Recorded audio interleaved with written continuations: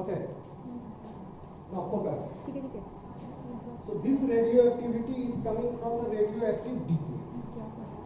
Radioactive decay में क्या निकलता है? बीटा, गामा रे, बीटा रे, सब शून्य हो गए। डिफरेंट कंपोनेंट्स कितना न्यूट्रॉन डीके होगा उस पर डिपेंड करता है, डिफरेंट एलिमेंट का different property.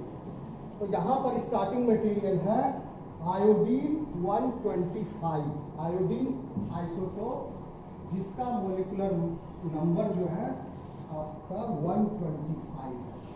Find out iodine का कितना मोलिकुलर एटॉमिक नंबर है, पता करो, गूगल में देखो तो एटॉमिक नंबर क्या है आयोडीन का।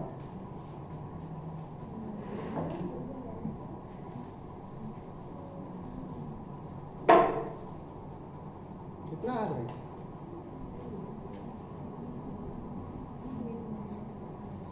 देखो ना भाई, समस्या आ गया ना। 53 atomic number.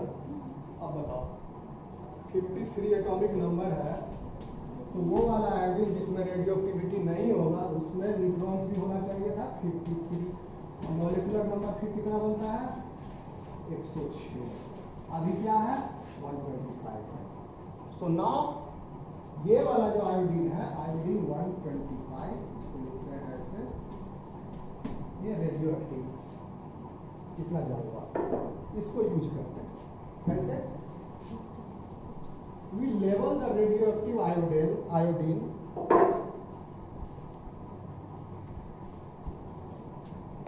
in your antigen sample. Antigen sample, and we link this iodine, radioactive iodine, with the tyrosine residue of the protein. ये आराम से लेबल हो जाता है टायरोसिन। ओके, तो एंटीजन जो है, एंटीजन के टायरोसिन को हम रेडियोएक्टिवली लेबल कर दिए।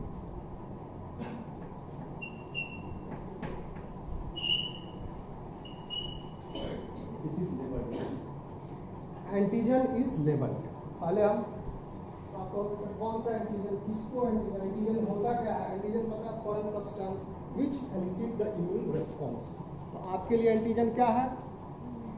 आपके लिए एंटीजन फॉरेन पार्टिकल, जो पॉलन ग्रेन, डस्ट, ये सब आपके लिए एंटीजन है। या पैथोजन का कोई होल पैथोजन या पैथोजन का सेलुलर फ्रेगमेंट्स, ये सब जो है आपके लिए एंटीजन है। मतलब प्रोटीन जो जिसका ओरिजिन जो है foreign protein, that is antigen. और रिया में आप क्या कर रहे हो? आपको मेजर करना है, एंटीजन ही मेजर करना है। जैसे अभी T3, T4, TSH, हमको T3 मेजर करना है, तो T3 is antigen now. Okay, so T3 antigen है, और T3 को भी लेबल विद आयोडीन। बहुत सारा मेजरमेंट T3 या PSAG, ग्रोथ हार्मोन, जितना भी तरह का हार्मोन होता है, सब ये सब रिया मेथड से आप विटामिन डी, विटामिन B12, ये सब मेजर कर सकते हो, डिटेक्ट कर सकते हो। Even you can quantify qualitatively and quantitatively both. So now your T3 is labeled with radioactive isotope. समझते जाओ, बहुत कंसेप्चुअल है। हम एंटीजन वर्ड यूज करते हैं, any antigen. This antigen is labelled.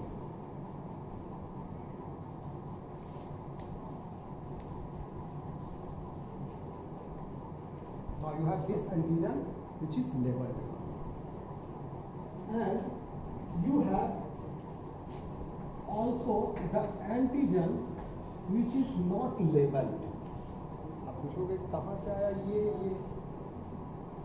For example T3 major करना था तो कंपनी सप्लाई करता है किट। T3 का जब किट होगा उसमें T3 का antigen commercially supply which is radio label, already उसमें है। और अनलेबल्ड एंटीजन कहाँ से आया? आपका ब्लड जो हम लिए टेस्ट करने के लिए उसको प्रेसिपिटेट करके उसका सीरम को हम अलग किए, उस सीरम में वो एंटीजन मौजूद है। यानी क्या किसका टेस्ट होना है? T3, T4, TSH, वो सब उस सीरम में मौजूद है।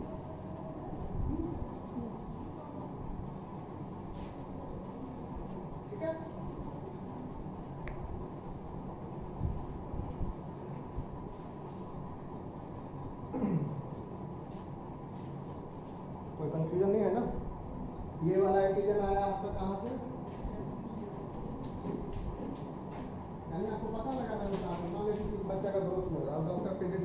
पास गया तो क्या कहेगा कि देखते हैं इसका ग्रोथ हार्मोन का लेवल 12 साल का हो गया लेकिन उसका हाइट अभी 5 साल 6 साल के बच्चे जैसा, तो क्या करेगा? सबसे पहले कहेगा जाइए ग्रोथ हार्मोन का क्रिया करवाइए।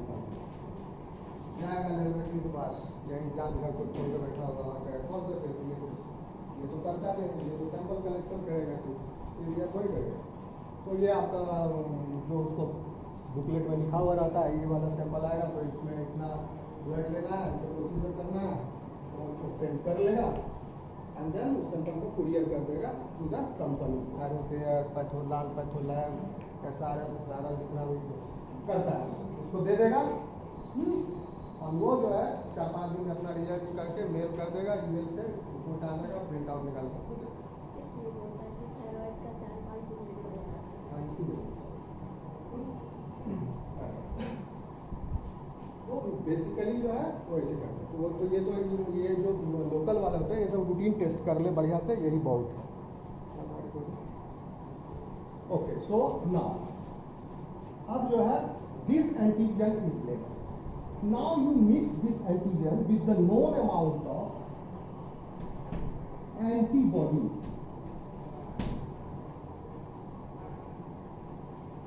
You mix the known amount of antibody or fixed amount.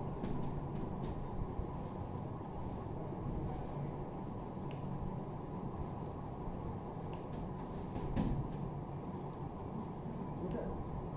ये बहुत ज़्यादा है आपके पास, कोई सीमा नहीं है इसकी, बट एंटीबॉडी जो है फिक्स्ड अमाउंट में रहती है। ये भी बहुत ज़्यादा है, ब्लड में एंटीजन हम क्वान्टिफाई नहीं किए, आपको क्वान्टिफाई बाद में होगा ना, इसकी भी अभी कोई सीमा नहीं है, ये बहुत ज़्यादा है। ठीक है, मान के चलो अभी क्वान्टिफाई हमको पता है कितना ब्लड में क्या लेवल है, but now we know the amount of antibody. क्यों? Because antigen antibody forms a complex, it is called as immune complex, antigen antibody complex, नाम सुने हो? This is an immune complex body, antigen antibody complex under pathogenic challenge inside your body में blood circulation. क्योंकि antigenic challenge में बरसात का time आएगा, सर्दी जुकाम ये सब टाइप का बीमारी होने लगता है, उसमें एंटीजन बहुत ज़्यादा, पैथोजन बहुत ज़्यादा एनवायरमेंट में। During that time due to the increase of the antigenic challenge, lots of circulating antigen antibody complex is formed in the blood. उसको क्या बोलते हैं? CIC, circulating immune complex. वो इम्यून कॉम्प्लेक्स जो सर्कुलेट कर रहा है ब्लड में एंटीजन एंटीबॉडी कॉम्प्लेक्स सर्कुलेट कर रहा है, and this is a large body because antigen is also a body, antibody is also a body. क्या होता है स्ट्रक्चर? प्रोटीन है ना, गामा इम्यूनोग्लोबिन है, ये बड़ा स्ट्रक्चर है, और फिर ये antigen antibody complex is a big structure. तो खतरा क्या रहता है? जिसमें ज़्यादा लोड बढ़ गया एंटीजन एंटीबॉडी कॉम्प्लेक्स का इंडिविजुअल, क्या होगा? Antigen antibody complex will tend to precipitate in the tissues. ये टिश्यू में प्रेसिपिटेट करता है। अब ज़्यादा लोड बढ़ेगा ब्लड में तो प्रेसिपिटेट करेगा, तो जिस भी ऑर्गन में प्रेसिपिटेट होगा antigen antibody complex, that organ will be dysfunctional, that organ will be impaired। तो किडनी फेल होता है इसमें बहुत ज़्यादा, ग्लोमेरुलस जो है उसके जो फिल्टर है, जहाँ फिल्टर होता है उसको जाके चोक कर देता है antigen antibody complex, kidney fail होता है। क्यों हम इतना बताया? एंटीजन एंटीबॉडी कॉम्प्लेक्स का महत्व क्या है। अगर ये सर्कुलेशन से, आपके ब्लड सर्कुलेशन से क्लियर नहीं होगा तो क्या होगा? ब्लड में इसका लेवल बढ़ते जाएगा, बढ़ेगा तो टिश्यू में डिपॉजिट होगा। ठीक है, एक बीमारी है उसका नाम है SLE,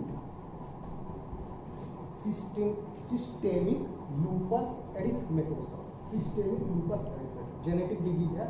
इसमें क्या होता है? सर्कुलेटिंग इम्यून कॉम्प्लेक्स का क्लियरेंस जो है सर्कुलेशन से इफेक्टिवली नहीं हो पाता है। जनरल नॉलेज को बता दें, कोर्स सुने, अभी समझा रहे टॉपिक तो इसलिए बता रहे। नाम बीमारी का है सिस्टेमिक लूपस, सिस्टेमिक लूपस एरिथमेटोसस।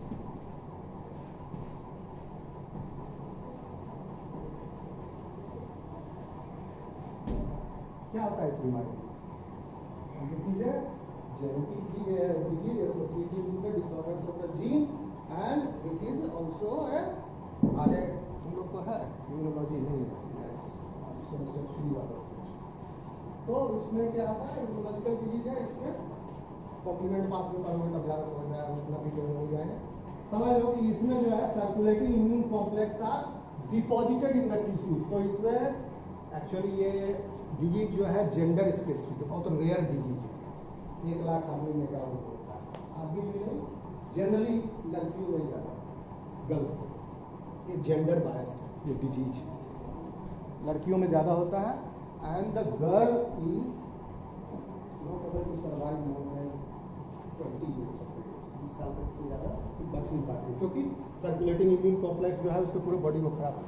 और ऐसे पेशेंट को देखोगे पूरा बॉडी में पूरा चकत्ता पूरा मुंह भरा हुआ, हाथ भरा हुआ, पूरा डिपॉजिट सर्कुलेटिंग इम्यून कॉम्प्लेक्स का, देख के अजीब सा लगेगा, वो सब रहता है। और साथ में किडनी भी गड़बड़ा जाता है। So that patient do not survive long. Males में कम होता है, मेल्स में बहुत ही रेयर है, तो रेयर है ज़्यादातर। तो क्या हम बता रहे हैं, एंटीजन एंटीबॉडी कॉम्प्लेक्स ये जरूरी है सर्कुलेशन से आपका निकलना, नहीं सर्कुलेशन से ये क्लियर होगा तो आपका जो है फिल्ट्रेशन सिस्टम की गेट।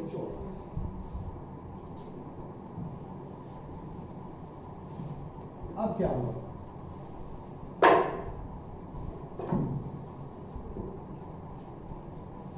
आपको T3 मेजर करना था, किट में पहले एंटीजन, लेकिन आप ये सब लिखोगे आंसर में। First the antigen which needs to be monitored और मेजर्ड और quantified is radioactively labeled by iodine 125 first, and then it is mixed with a known quantity of antibody, and this antibody is having the specificity with the antigen. ये antibody जो है वो इस antigen का specific, ऐसा नहीं कि कोई भी एंटीबॉडी है, this will bind with this, now the antigen antibody complex will form. So this complex will now also radioactively labeled, yes or no? Because the antigen is labeled. Okay, you do not need to label the antibody, you are just labeling the antigen. Now your antibody will, the antigen antibody complex will also be labeled. Okay, so after this what you do, you now add this एक point over. There are 2 types of antibodies, monoclonal and polyclonal antibody. नाम सुने नहीं होंगे, अब यह हो सकता है फर्स्ट टाइम सुन रहा। मोनोक्लोनल पॉलीक्लोनल का नाम सुने हैं आप लोग? नहीं सुने, तुम लोग तो सुनिए मोनोक्लोनल एंड पॉलीक्लोनल एंटीबॉडी 2 तरह का होता है।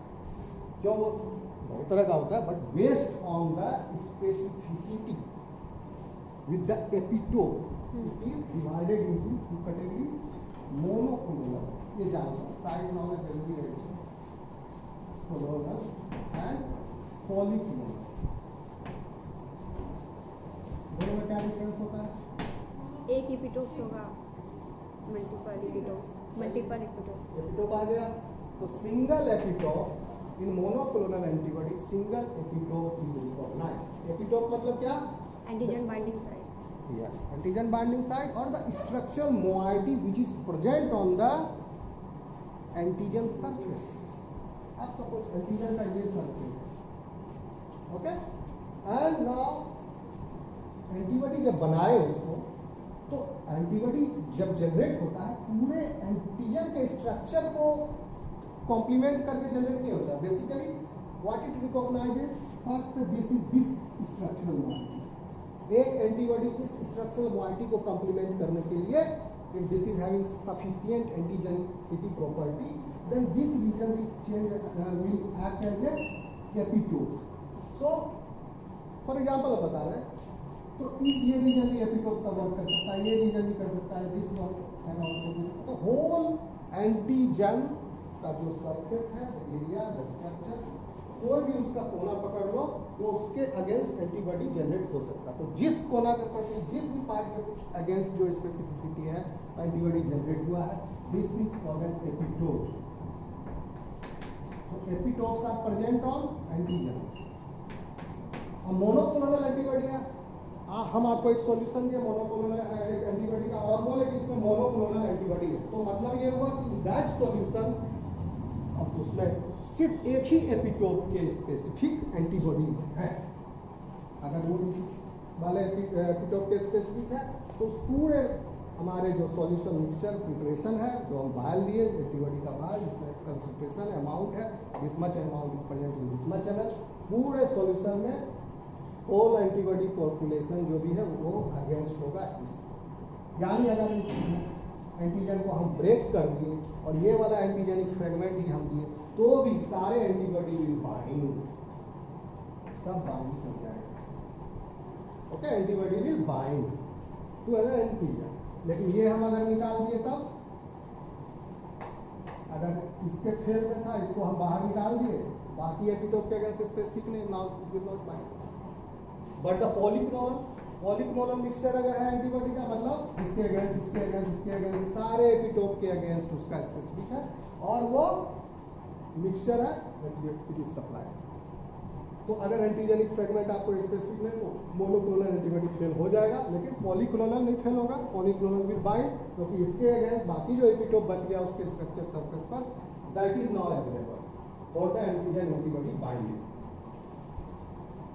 ये कंसेप्ट क्लियर है?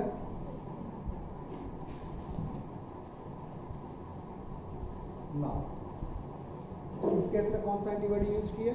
मोनोक्लोनल और पॉलीक्लोनल, क्योंकि दिस इज मोर स्पेसिफिक। अगर आप मोनोक्लोनल यूज करोगे तो एक एंटीबॉडी एक एंटीजन बाइंडिंग है तो आपको क्या ये इंडिकेट करेगा? अगर मोनोक्लोनल है तो one molecule of antibody and one molecule of good antigen and antibody.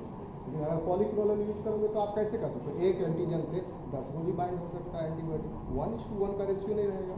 इसमें क्या होगा? 1:1 का रेशियो। तो हम जितना एंटीबॉडी डिटेक्ट करेंगे उतना ही अमाउंट होगा।